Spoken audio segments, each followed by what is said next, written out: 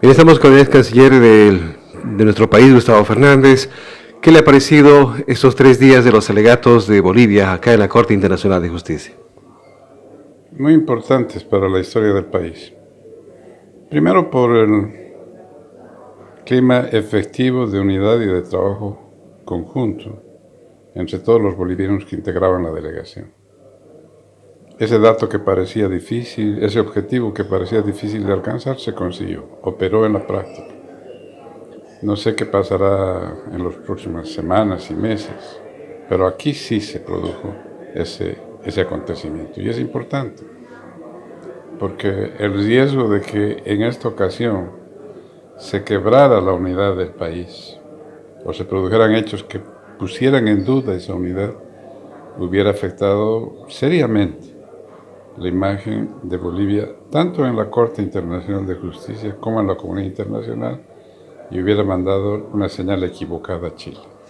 ¿Se mostró unidad en estos alegatos? Se mostró unidad y participación, porque se informó a los miembros de la delegación los puntos más relevantes del planteamiento boliviano, se conversó con los abogados, se interactuó con ellos, y el resultado fue, aunque nuestra participación, nuestro aporte no ha debido ser mayor, porque los abogados tenían claramente definidos sus objetivos y sus planteamientos, ayudó y fue muy útil. Bueno, se ha mencionado mucho a la OEA y la resolución de 1979. Recuérdenos, por favor, cómo fue ese momento. Usted era el canciller de Bolivia en esa oportunidad. ¿Cómo se llega a esa resolución? Fue un momento especial. El presidente Guevara asumió, ustedes recuerdan, en medio de una profunda crisis económica y política, sin respaldo parlamentario, en el mes de agosto. Conformó un gabinete de personalidades, de jóvenes profesionales independientes, entre los cuales me encontraba yo. Originalmente el presidente Guevara me pidió que yo ocupara el Ministerio de Economía, pero un día antes, una vez que llegó a la conclusión de que no podía conformar el gabinete político que quería, me pidió que asumiera la Cancillería y me sorprendió. Yo tenía alguna experiencia en el Grupo Andino, había participado en las negociaciones del Grupo Andino en Cartagena, de manera que conocía no solo el procedimiento de la negociación, sino los intereses de los países andinos, había trabajado en ese tema. En todo caso, yo era joven, me encontré con el desafío y me encontré con que un mes y medio después de la toma de posesión teníamos en La Paz la Asamblea de la Organización de Estados Americanos. Y fueron muchos los que aconsejaron en ese momento que postergáramos ese evento, porque dudaban que tuviéramos el tiempo suficiente para organizarlo desde el punto de vista logístico y, más importante aún, desde el punto de vista político. ¿Qué planteamiento llevaríamos y cómo lo manejaríamos? El presidente y yo como ministro tomamos la decisión de seguir adelante con la Asamblea, y entonces contamos con la colaboración de un equipo de diplomáticos maduros y sólidos, como don Gonzalo Romero, que era embajador en la Organización de Estados Americanos, Alfonso Crespo y Walter Montenegro, todos de la primera línea de la historia diplomática del país. Preparamos la asamblea. En apenas un mes y medio estuvimos con el presidente Guevara en Panamá en ocasión del cambio de mando, de la firma de los tratados de Panamá. Estuvimos en Ecuador en el cambio de mando del presidente Roldós. Estuvimos en el Perú reunidos con el gabinete peruano. Estuve en la Asamblea General de Naciones Unidas, en La Habana, en la cumbre del movimiento de no alineados. Y poco a poco fuimos armando el grupo de países que nos apoyaría en la Asamblea, rompiendo la tradición de la organización, que descansaba habitualmente en el voto de Argentina, Brasil y México. Esta vez nosotros hicimos del Grupo Andino la base de nuestro planteamiento y buscamos en los países centroamericanos y caribeños el respaldo. O sea que era un grupo de países pequeños que reunía el número de votos suficientes, pero sorprendimos a las potencias regionales que estaban acostumbradas a que siempre se les consultara. Nos salió bien. Era además, no hay que olvidarlo, un punto en el que se confrontaba el impulso democrático que venía de los países del norte, de los países andinos, Venezuela, Colombia, Ecuador, Perú, que caminaban hacia la democracia, y la resistencia de los gobiernos militares del sur, que apoyaban, aunque fuera discretamente, al gobierno de Pinochet, como el argentino, el uruguayo. El brasilero ya estaba encaminado en otra dirección y el paraguayo al lado de Chile. Y desde luego contábamos con el respaldo de Estados Unidos en el gobierno de Carter. Cyrus Vance, el secretario de Estado, estuvo en La Paz. Su intención era tanto apoyarnos en el tema del mar, pero esencialmente su presencia reafirmaba la necesidad de consolidar el régimen democrático que estaba comenzando en Bolivia. Y en el conjunto de esos factores encontramos los hechos políticos que nos permitieron redactar la fórmula que redactaron y aprobar una resolución que con el tiempo se ha convertido en un referente de la política exterior de nuestro país. Ahora, acá en La Haya, no hoy día, sino ya el anteaño pasado, en ocasión del fallo sobre el incidente preliminar, la resolución de la OEA encontró su complemento jurídico. Me explico. En la Asamblea de la Organización de Estados Americanos, como lo destacaron ahora los abogados, dos elementos eran claves. El primero, la tipificación, la identificación del conflicto. Todos los países del hemisferio declararon que existía un conflicto en América Latina, que era un conflicto que amenazaba la seguridad y la paz regional y la integración, y era un freno a la integración regional. Y ese conflicto era el acceso soberano de Bolivia al mar, que son justamente los dos elementos que desde el plano jurídico se han relevado en el fallo del tribunal del 24 de septiembre del 2015, porque allí también se dice, con un lenguaje muy diferente al de la resolución de la OEA, que existe un problema pendiente y que ese problema es el acceso al mar. A partir de esos datos, en la confluencia, en este punto se encuentra la resolución de la OEA del 79 y el fallo del tribunal, con un elemento adicional que ahora se ha puesto en evidencia, que es que además de la identificación del problema por parte de los países miembros, la obligación de negociar de Chile surge de la obligación general que tiene como signatario de la Carta de la OEA de resolver los problemas pendientes con sus vecinos. En ese momento quedó claro que la combinación de política de coyuntura y los intereses nacionales permanentes es una combinación difícil, de manejo peligroso, si no se trata con cuidado. Felizmente acá en La Haya hemos superado la posibilidad de que esa unidad se quebrara antes de construirse.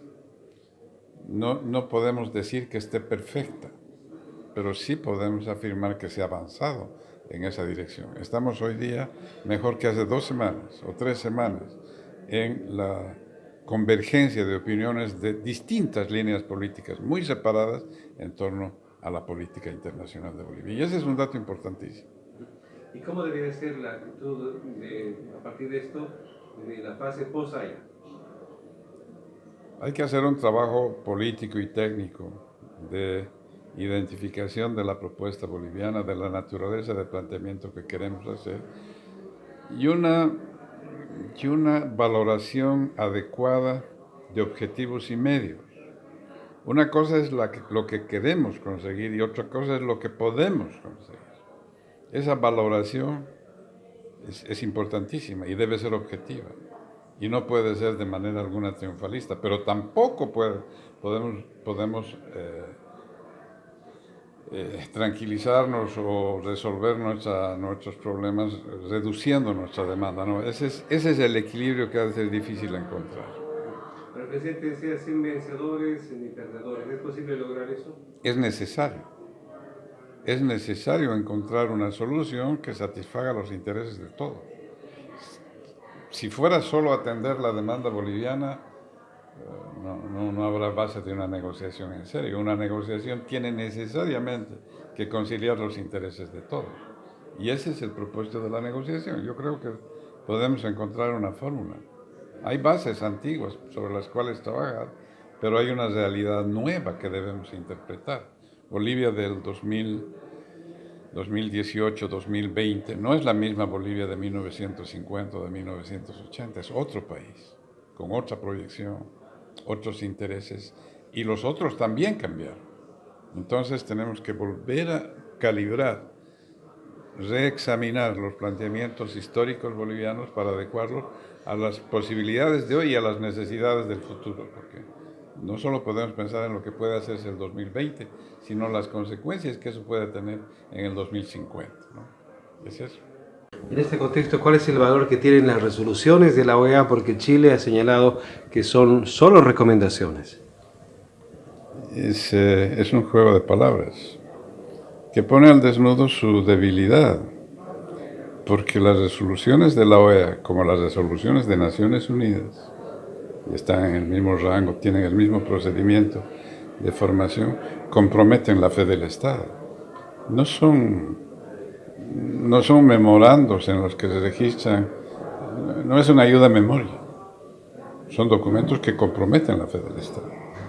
Cuando Chile dice que no pone en duda toda su conducta internacional, no solo la relacionada con Bolivia, porque quiere decir que sus votos positivos o negativos o su intervención en los foros internacionales del sistema de Naciones Unidas y de la Organización de Estados Americanos son para ellos anécdotas sin trascendencia. Y eso ciertamente afecta, como lo dijo el profesor, no estoy seguro si fue el doctor Remiro, afecta el honor del Estado, porque la palabra empeñada es como si no existiera.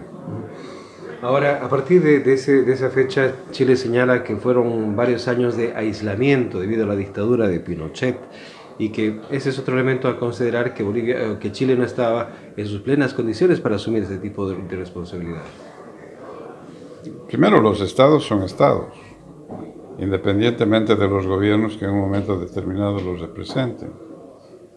Pero la paradoja que debiera, no sé cómo se puede discutir esto en Chile, la paradoja es que los gobiernos democráticos son los más negativos en su relacionamiento externo.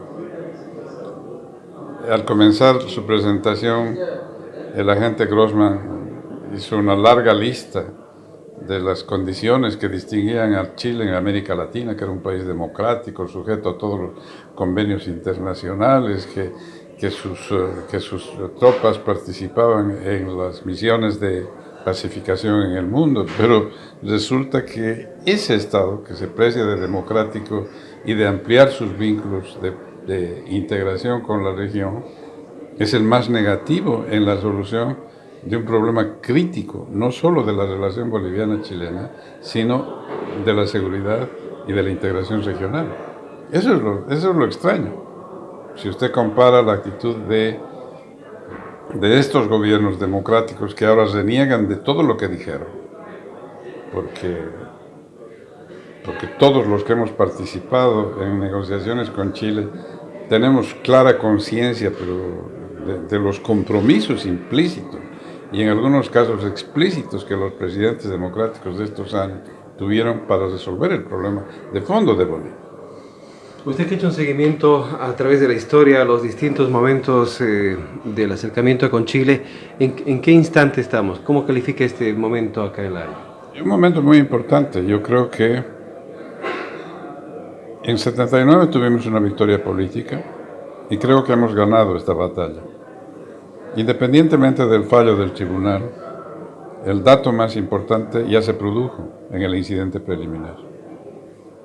Ya lo he mencionado hace un momento. Y yo creo que, además, la calidad de las exposiciones, el compromiso que mostraron nuestros abogados, nos ha colocado en una situación excepcional. Hemos ganado, y lo digo con convicción, la batalla con Chile ahora, en la dimensión histórica. Hemos puesto en evidencia con detalle los compromisos que Chile asumió y que la opinión pública latinoamericana no conocía. Sin ninguna duda, Chile no lo registraba.